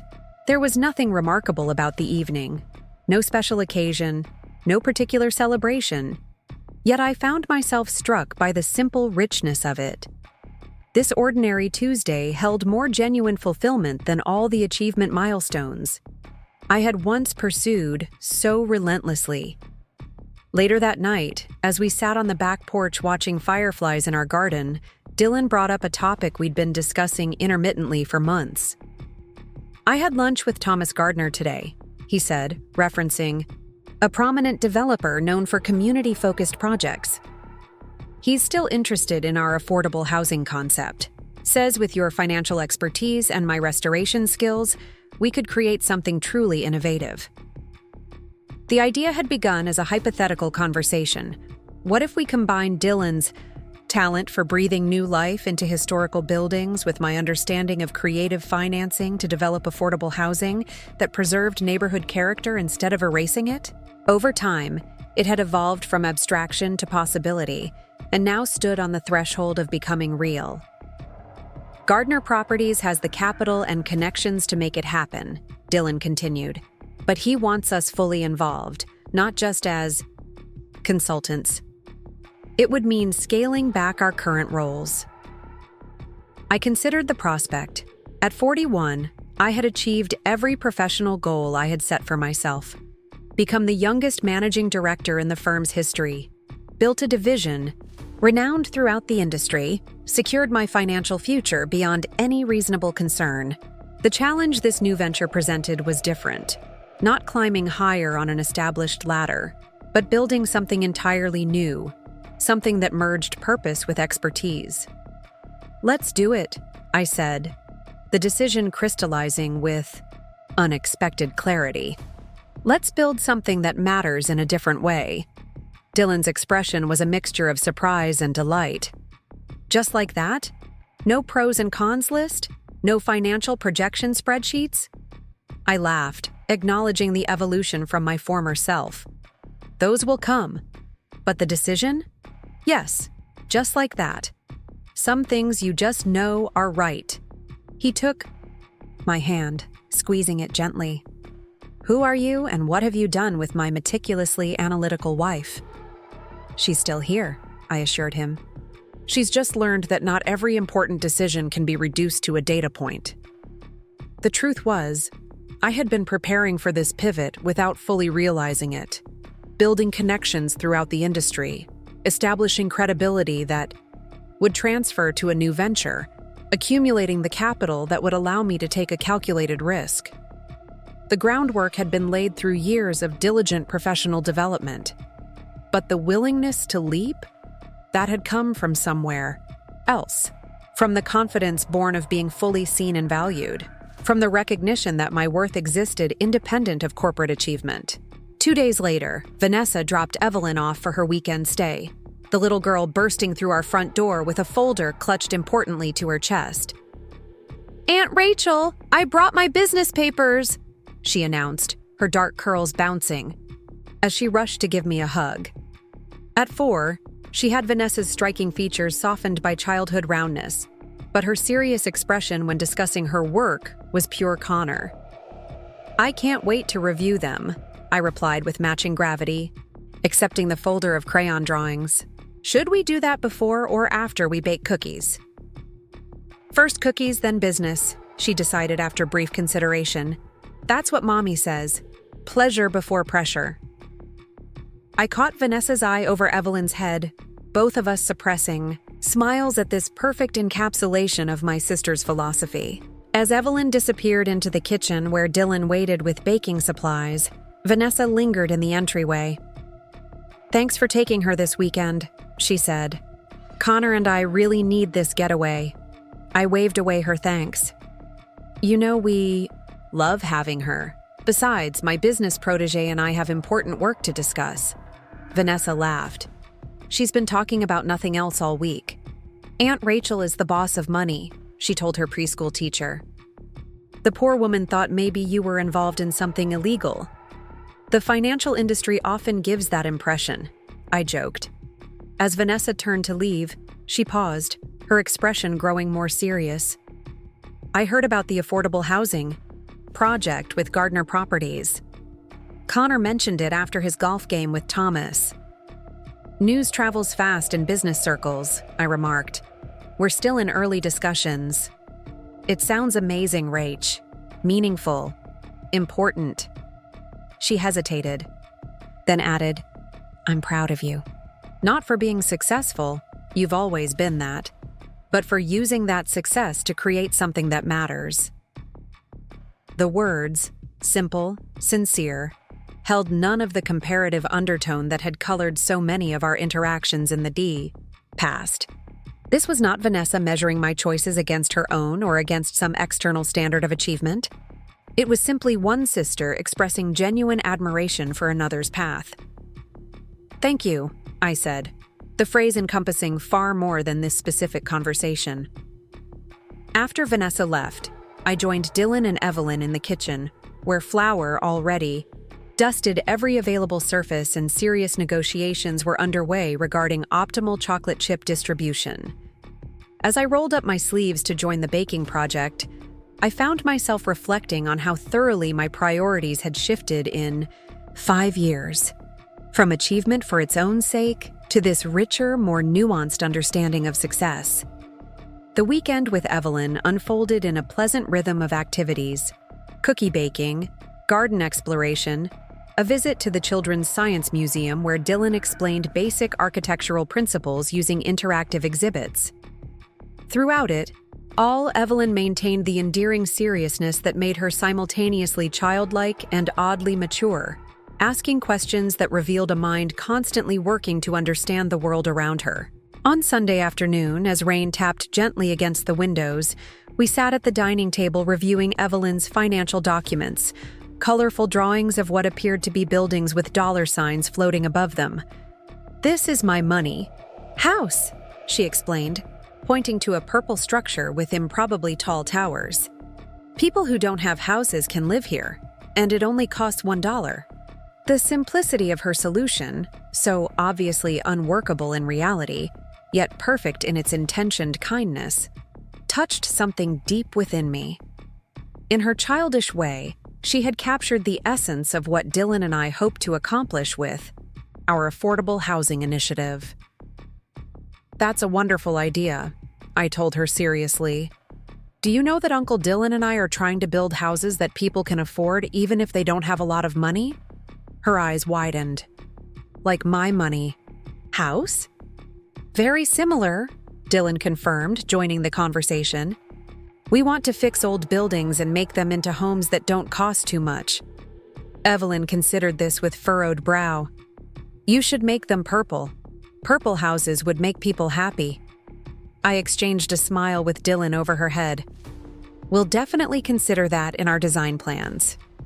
Later, after Evelyn had fallen asleep on the sofa during our movie night, Dylan carried her gently to the guest room that had gradually accumulated the stuffed animals and storybooks of her regular visits. As we stood in the doorway watching her sleep, her dark lashes casting shadows on her cheeks, I felt a complicated emotion I couldn't immediately identify. "She makes me think about what might have been," Dylan said quietly, giving voice to my unformed thoughts. If we had prioritized starting a family earlier, the question of children had been one we'd discussed throughout our marriage, always concluding that we would welcome them if they came, but not actively pursuing parenthood as an essential goal. Now, at 41 and 44 respectively, we found ourselves in that liminal space where possibilities were narrowing but not yet closed. "Do you regret our choices?" I asked, genuinely curious rather than defensive. Dylan shook his head. "Not regret, no. But watching you with Evelyn, I sometimes wonder what you would be like as a mother. You're so good with her, present in a way that surprises me, given how career-focused you've always been." The observation was fair. My professional ambition had indeed dominated much of my adult life, leaving limited space for considering other roles. Yet my relationship with Evelyn had revealed capacities for patience, playfulness, and unconditional love that had surprised even me. "It's not too late," I said slowly, the words forming as the thought crystallized. "If it's something we want to pursue." Dylan studied me carefully. "Is it something you want to pursue?" The question deserved honest reflection rather than a reflexive answer. I thought about what parenthood would mean at this stage of our lives, the adjustments to our careers, the redirection of energy, the fundamental reorganization of priorities. But I also thought about what I had learned over the past 5 years about wholeness, about integration, about refusing to be defined by single dimensions of identity. "I think it might be," I replied, surprising myself with the certainty in my voice. Not because it's expected or because it's what women my age should want, but because it feels like a natural extension of who we've become together. People who build things that last, who restore what others might overlook, who find value beyond surface appearances. Dylan's expression softened with understanding, like a restoration project with an unpredictable outcome. I smiled at the metaphor, so characteristic of his perspective. Exactly. No guaranteed result, just the commitment to the process. He took my hand, our fingers intertwining with familiar ease. Then let's see what happens. Not with pressure or timetables, but with openness to possibility. The decision, like so many that had shaped our life together, felt neither dramatic nor monumental in the moment. It was simply another step in the ongoing process of creating a life guided by authentic values rather than external expectations. When Vanessa and Connor arrived the next day to collect Evelyn, they brought news of their own. They were relocating to Portland. Connor had been offered partnership in a financial firm there, and Vanessa could run her consulting business from anywhere. We've been talking about it for months, Vanessa explained, as Evelyn excitedly told Dylan about their weekend away. Being closer to family, especially as Evelyn starts school next year, it just feels right. The prospect of having them nearby, of regular family dinners rather than occasional visits, of being a consistent presence in Evelyn's life rather than a special occasion, filled me with unexpected joy. It represented yet another layer of healing in our family narrative, another opportunity to build relationships based on who we actually were rather than who we had once believed each other to be. 6 months later, much had changed. Dylan and I had formalized our partnership with Gardner Properties, creating Turner Mitchell Restoration Housing, a venture dedicated to preserving historical buildings while converting them into affordable housing units. I had stepped back from full-time leadership at Pacific Northwest Financial, transitioning to an advisory role that allowed me to maintain industry connections while focusing on our new initiative. The first project, a former textile factory, being transformed into mixed-income apartments, was already underway, with Dylan overseeing the architectural restoration while I structured the financing to ensure long-term affordability. Vanessa and Connor had settled into a craftsman bungalow just 10 blocks from our home, close enough for impromptu visits, but far enough for healthy boundaries. Evelyn had started kindergarten at the neighborhood school, already establishing herself as both socially confident and academically focused, a combination that made both sides of the family proud. And in perhaps the most unexpected development, I was 7 weeks pregnant. The news, confirmed after a series of early morning symptoms I had initially attributed to stress, had filled both Dylan and me with a mixture of shock, delight, and trepidation. At 42, I was well aware of the statistical challenges, yet something in me remained calmly confident, not in a specific outcome, but in our capacity to navigate whatever unfolded. When we shared the news with Vanessa and Connor over dinner at our home, my sister's response was immediate and emotional. She crossed the room to embrace me, tears streaming unchecked down her face. "I'm so happy for you," she whispered. So incredibly happy. Later, as the men cleared dishes and Evelyn played in the living room, Vanessa and I sat at the kitchen island, conversation turning more reflective. If someone had told me 6 years ago that we'd be here, living in the same neighborhood, genuinely enjoying each other's company, you starting a family at 42, I would have thought they were insane, Vanessa admitted, shaking her head with a bemused smile. 6 years ago, we were still trapped in stories we'd been telling about each other since childhood, I replied. You were the perfect, polished sister who prioritized appearances over substance. I was the practical, serious sister who was somehow both reliable and invisible. God, we were exhausting, Vanessa laughed. Always performing these one-dimensional versions of ourselves, never allowing each other to be complicated or contradictory, or fully human. I nodded, thinking about how thoroughly those narratives had been disrupted by that single moment at her rehearsal dinner. Connor's innocent introduction creating a crack in the facade that had eventually brought the whole structure down. Do you ever miss it? I asked, genuinely curious. The certainty of knowing exactly who you were supposed to be, even if it was limiting? Vanessa considered the question seriously. Sometimes, she admitted. There was a simplicity to it. Perfection as a goal is exhausting but clear. Authenticity is messier, more complicated. She smiled ruefully. But I wouldn't go back. Not for anything. Me neither, I agreed. Though I do occasionally miss the navy dress that started it all. Whatever happened to that? Are you kidding? I still have the identical one I bought after your revelation. Vanessa's expression turned mischievous. I'll loan it to you when you're showing more. We can take a sister photo, both in the once mocked dress, both exactly where we're meant to be. The image, absurd yet somehow perfect, made me laugh. Deal. Though I'm not sure it will accommodate a baby bump. We'll make it work, Vanessa said with characteristic confidence. That's what we do now, isn't it? Make things work on our own terms, not anyone else's. As the pregnancy progressed, I found myself approaching this new chapter with the same integrated perspective that had transformed other areas of my life. I continued working on the affordable housing initiative, adapting my schedule as needed, but refusing to disappear behind the identity of expectant mother. Dylan and I prepared the nursery, a sunny room overlooking the garden, with the same thoughtful attention to both aesthetics and functionality that characterized our other collaborative projects.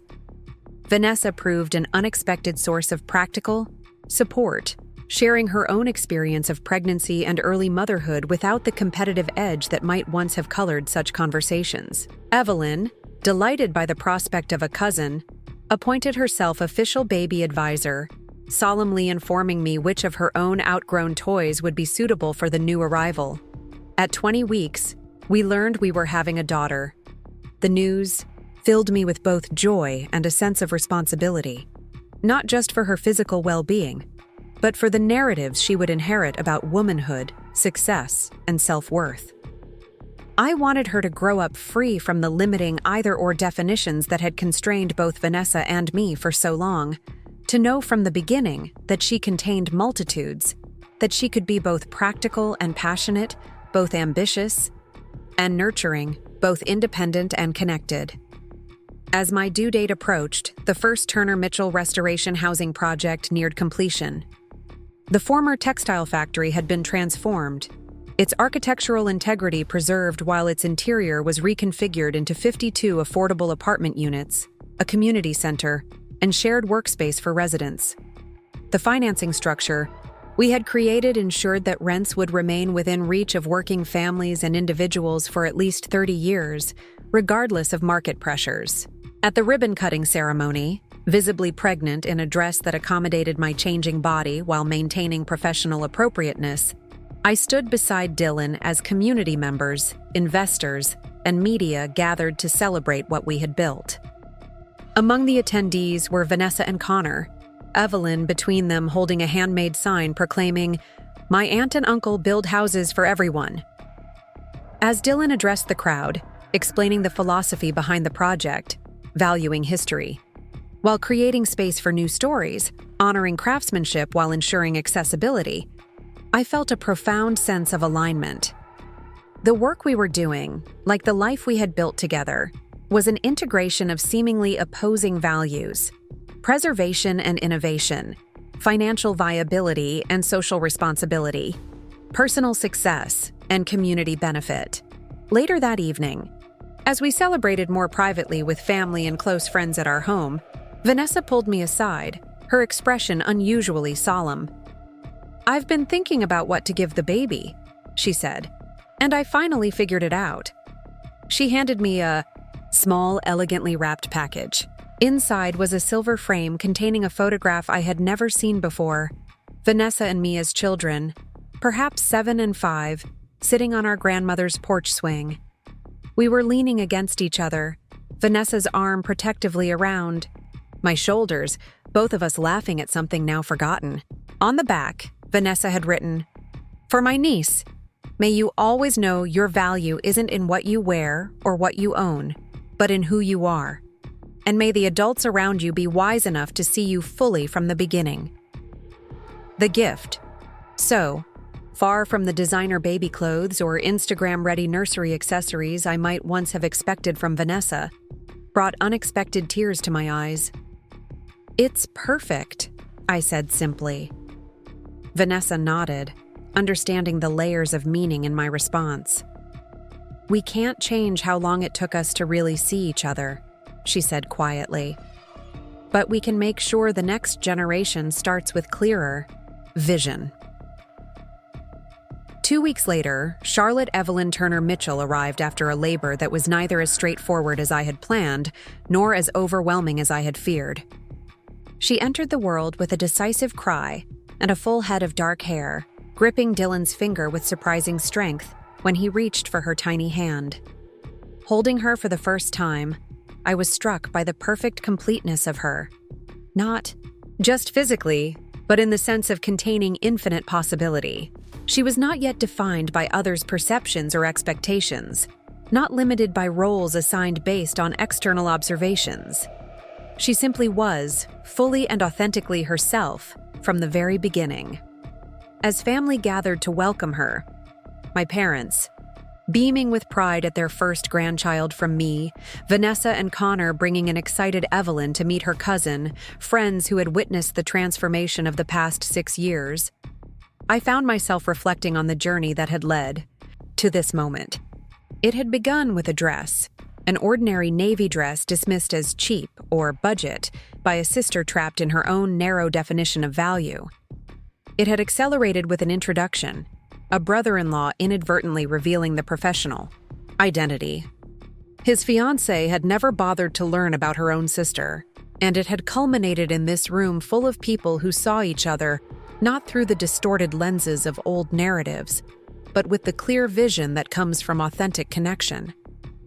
As Charlotte was passed from one loving pair of arms to another, eventually reaching Vanessa, who cradled her with practiced ease, I caught my sister's eye across the room. No words were necessary, just the shared recognition of how far we had come and the mutual commitment to ensuring that the girls growing up in our orbit would never need a dramatic revelation to be fully seen.